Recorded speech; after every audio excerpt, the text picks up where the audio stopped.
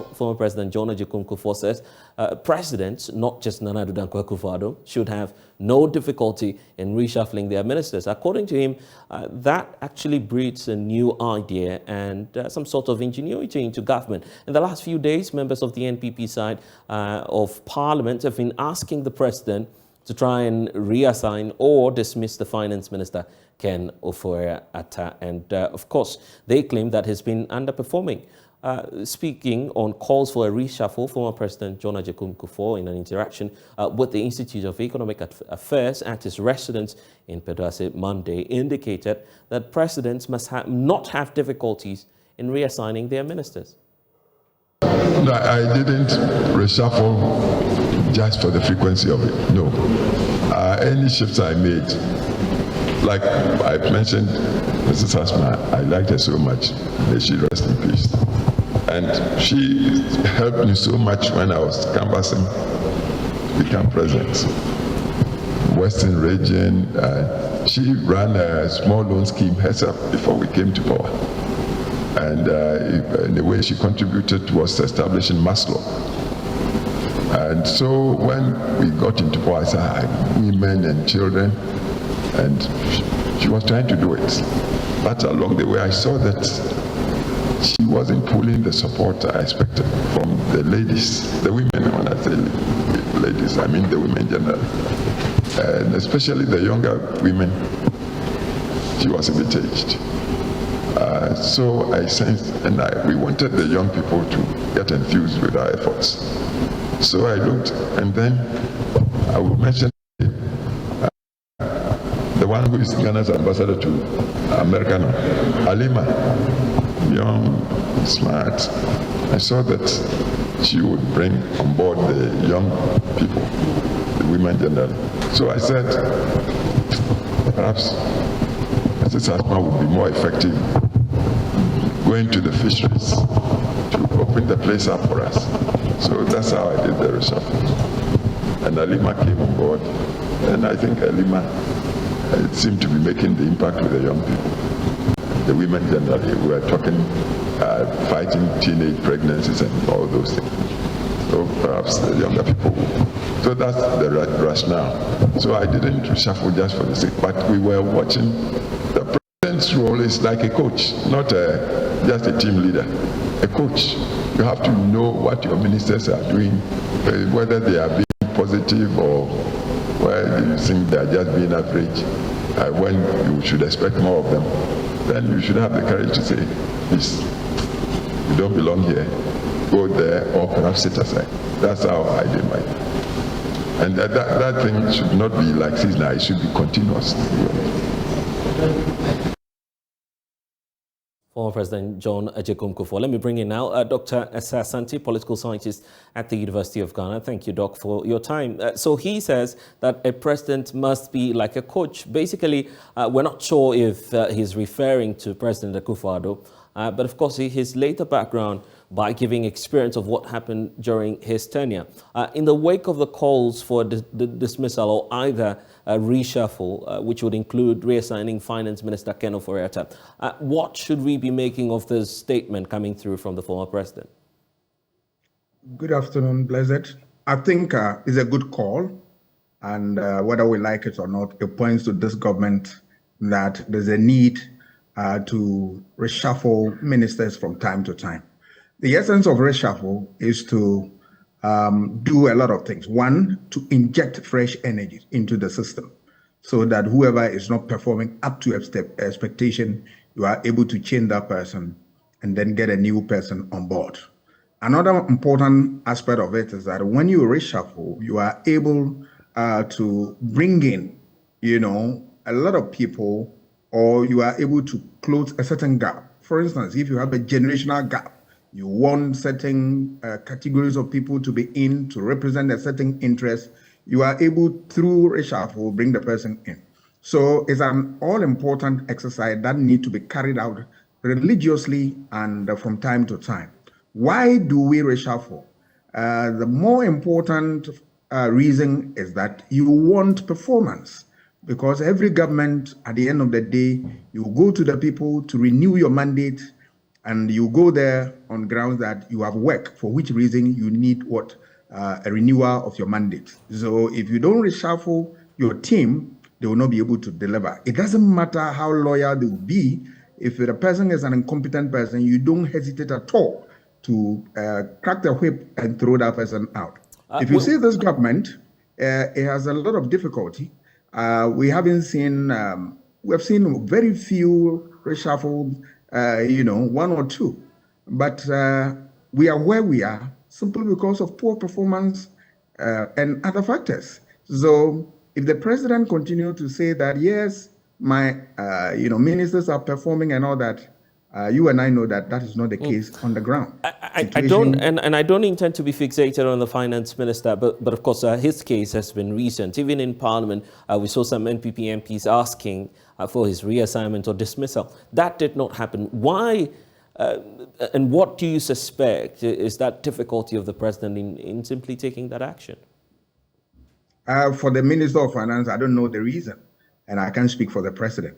But what I'm saying that it is a necessary end that we get some of the ministers changed so that now that we are going for IMF World Bank facility, we need a change. We are going to have a change in policy direction. And one of the reasons why you reshuffle is one, you are going to change policy, the direction of policy. And that means that you bring in people who have the expertise, the experience, the knowledge, the wherewithal to be able to deliver the goods that you need to be able to survive this turbulent, system. So it is incumbent upon the government, for that matter, the president, to do the needful by changing some of the people who are non-performing. It is true that there are non-performing ministers. I mean, I will not blink. Those people must go to give way to new ideas, fresh blood, so that the government can really perform. You are the expert here. In system analysis, obviously, input is key. Some say that this could be one of the diplomatic ways of making that input, especially when it's coming from a former head of state. Do you see this as feedback to the president? Oh, straight away it is, because he is part of the party.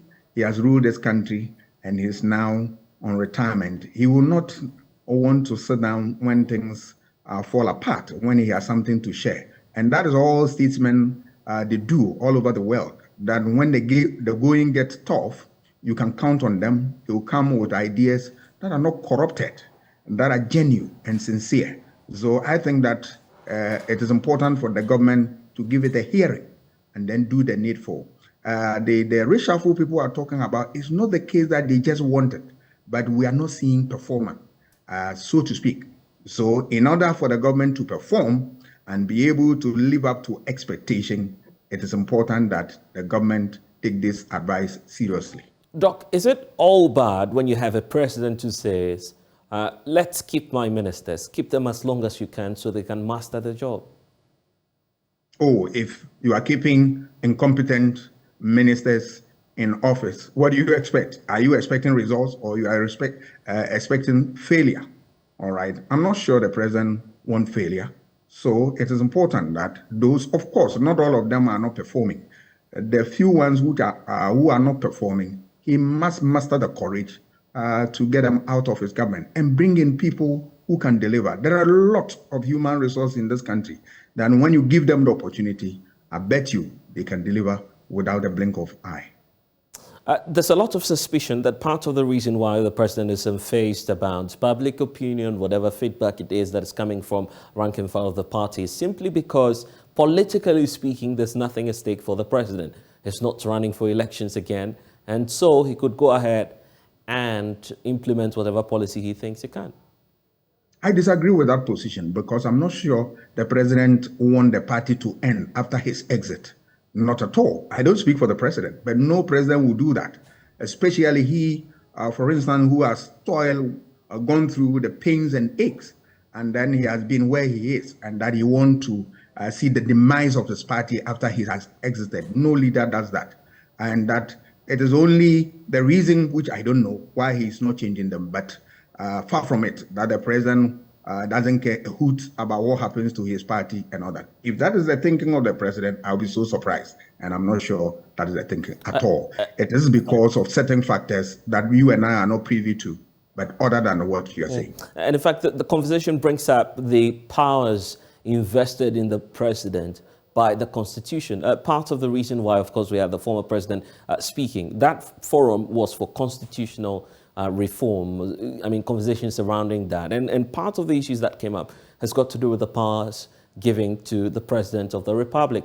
Is it time that we revised or, of course, take a second look at what it is that the powers are for a president in our Constitution? Yeah, people say that the powers of the president are too enormous, too much for him to able to use to administer the state and all that. I disagree, and I disagree with respect. Why am I saying that? If you look at every power that is ascribed to the president through the Constitution and other laws of this, there is a corresponding limitations on the powers of the president. Otherwise, we are saying that the president has absolute powers. But you and I, as students of, Rousseau, as the knowledge that we are born free, but we are limited. And that is why framers of the Constitution did not give the president absolute power. If you look at any power, take for instance, the power to appoint ministers. The president can appoint so many ministers, but they need to go through what? The parliament for approval. Parliament can reject them. It's a limitation. The president has the power to, free people who the court has convicted, and then get them away. But if we disagree, that exercise, we can punish the president through an election, the immediate election, we throw him away for the simple reason that we want some people to be behind bars and he has set them free. Every power that is given to the president, there is a corresponding limitation. What we need to do is that anytime we are looking for leaders, we need to look for leaders who we think that we can engage when the need arises. We can also consult.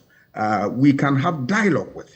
But if you have leaders who have certain posture that it's difficult to get closer to, it's difficult to dialogue with them, then it becomes a problem. You agree your opinion is not popular?